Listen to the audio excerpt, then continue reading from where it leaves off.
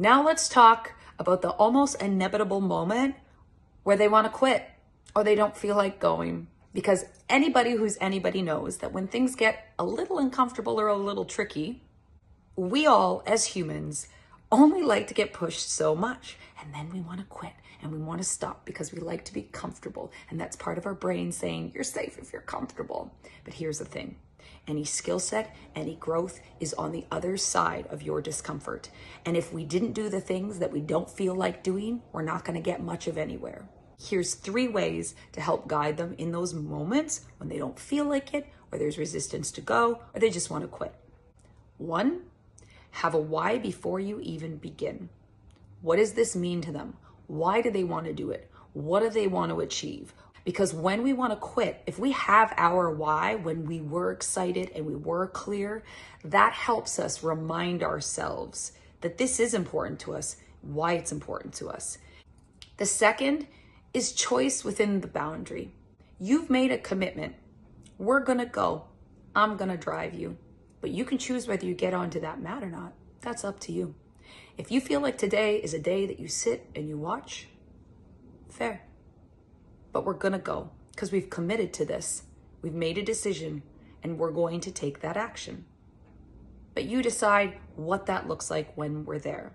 More often than not, they're going to jump on the mat because so often the real battle isn't actually doing the thing. It's getting from where I am right now and where I want to stay, cozy on the couch, chilling in my room, hanging with my friends, to make that transition to going and doing the hard thing.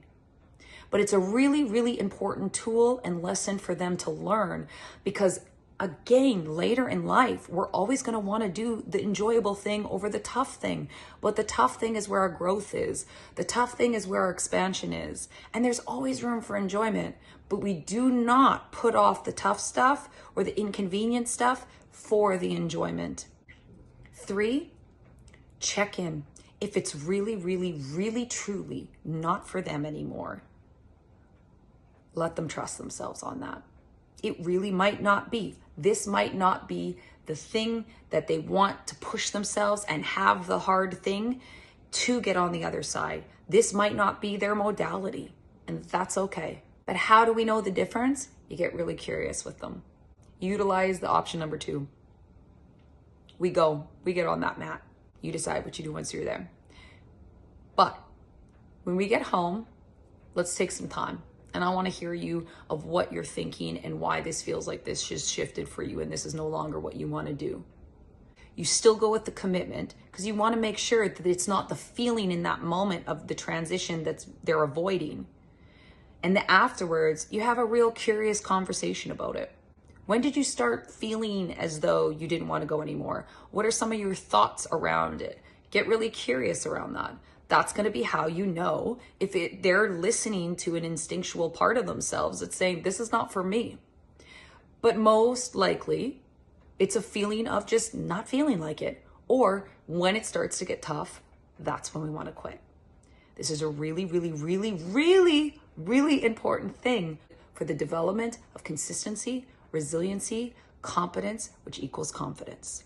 Not only is the Academy a wonderful place for your child to learn some of the most important tools around emotional intelligence, but also I could not advocate more for Ronnie as the instructor.